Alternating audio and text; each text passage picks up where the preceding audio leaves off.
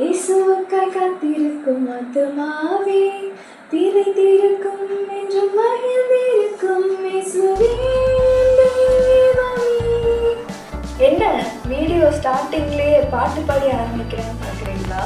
Pastor Stephen Abraham அவர்கள் ஆண்டவர் அவருக்கு வெளிப்படுத்தும் பல்வேறு ஆவிக்குரிய வசனங்களை வைத்து பல பாடல்களை பாடி அதை யூடியூப் சேனல் மூலியமாக வெளியிட்டிருக்கிறார்.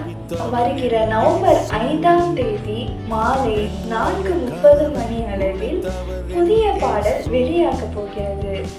வெற்றி சிறந்தார் என்ற தலைப்பில் ஏசாயா 45 இருந்து நம் தேவனுடைய ஆவிக்குரிய வசனங்களை வைத்து அர்த்தமுள்ள பாடலை வெளியிட போகிறார்.